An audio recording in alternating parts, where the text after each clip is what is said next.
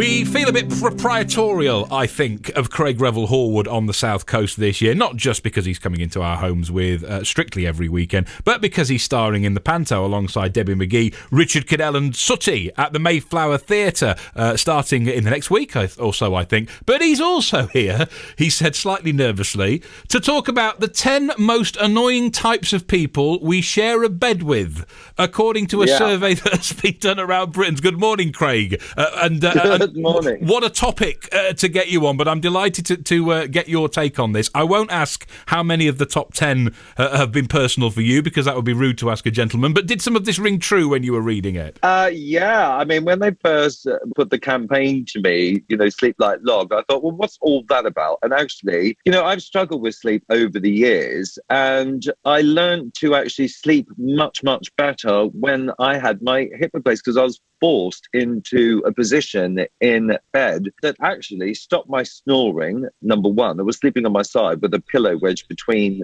my thighs. It was amazing. And I had to do that. And I sort of got used to it. And then I've discovered out of that I was getting a much better night's sleep. When you spend a third of your life in bed, that's a long time. That's why I always say this to my friends, get a decent mattress.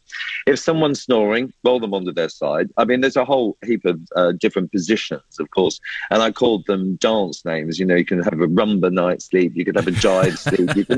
It was really good fun to try and mix and match choreography with how your body is positioned, because it's such a big deal, especially, as I say, when you've got someone next to you that's starfishing and literally hogging the bed or stealing the covers or breathing all over your face, or someone that won't stop cuddling you, which is my pet hate.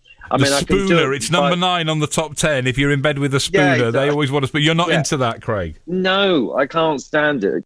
Get too hot, and plus I bought myself a 2-meter emperor bed so I can literally roll over 3 times before I hit the one, which is great. I didn't even know that was a thing, and at 6'5", that's something that I should be looking into. The pillow between the legs is fascinating, though. If snoring was the issue, that was really what did it sorted it out for you. Yeah, because I was on my side. It's only when I was on my back, and of course when you've had a hip replacement, you need to sleep on your side with a pillow wedged between your legs to keep your hips parallel instead of turning them in or turning them out, so, and for me that has worked, and that became habitual. I mean, when you're a dancer, like I have been literally all my life, you're exhausted, so you go to sleep really easily, and this campaign is to encourage people to maybe go out and exercise, maybe go and do a dance class, down at your local hall or whatever, but to get out there, go for a walk for 30 minutes or anything to get blood pumping around your body and make you a bit more tired, because I think it is really important. I know certainly for my voice in panto, when I've got to sing, like at a 1 o'clock show and then a 5 o'clock show, and it's 2 shows every single day with Strictly's on Saturdays, I've got a busy life and I need to be in top condition, and if I don't get enough sleep, then the voice starts going, you start twisting your ankles, things go wrong. So I think it's really important to take your vitamins and all of that stuff, but get sleep. I was the snorer, I was the 3M phone checker, I was the person that watched, horror movies until like 2 in the morning. Oh, that'll help you drop off. Yeah, I know, but you see what I'm saying? So you have to prepare for it, and it's so true. And I did that last night because I was exhausted. It was my first big dance call for Panto, and I'm dancing up against 18-year-olds. So, and at 56... it's a little bit of I feel like a grandpa situation. Well, I walk past the poster every day, Craig, on the way, and on that schedule that you've just described there, with Cinderella at the Mayflower and Strictly as well, I can't imagine you're not going to be, hopefully, getting a good night's sleep after all that. I walk past you in full evil stepmother regalia on the poster on the way. Are rehearsals ongoing at the moment? You and Debbie and Richard at the theatre or nearby, getting it all in place now? Yeah, we are. We've been rehearsing for, this is our 3rd day rehearsal, and we're rehearsing in London. Then we move down to Southampton on Sunday, which I'm very much looking forward to, and then we'll be there until, of course, the 2nd of January, which would be great. And I'm having Christmas down there. I've rented a fab house in the New Forest to have Christmas at. So I'm spending the whole thing down the south, which is great. And you've got everyone else Saturdays off, of course. We discovered this last time you were on the show because, of course, you've got to get back to London for Strictly. They're loving you for that. Oh, yeah, I know, because they can go and see other shows. They can go and see pantos.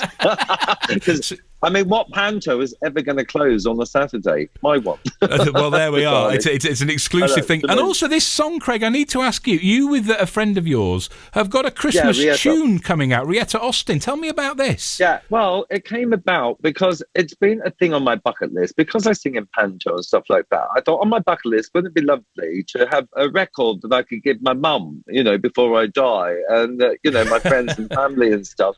And so Rietta came to see me in panto in Cinderella, as a matter of fact, and heard me singing I Will Survive. And then she said, oh, I'm going to write a song for that voice. So she wrote this song called Miracles. And then I went in to record it. I listened to it and I said, oh, I really, really love it. And then I said, well, why don't we do an album, a duets album? She said, oh, yeah, that'd be a great idea. And I said, but I also want to do a Christmas single. That'd be really fun to do as well. So we've done that. It's being released tomorrow. It's an original song, isn't it? It's not a cover you've done, I don't think. No, it's an original song. It's called It's Christmas, Merry Christmas. Very simple, but it's a jive-based, dancey type song, and it's happy, it's uplifting. There aren't any big messages except, have an eggnog, darling, and dance around the Christmas tree, basically. There we are. That's the one we need this year, I think, though, Craig, after the last couple of years. Yeah, and then, darling, sleep like long. He's dominating your Christmas one way or another with the Race for Christmas #1, with Strictly, with the panto, and he no longer snores, which is a plus. Always a pleasure.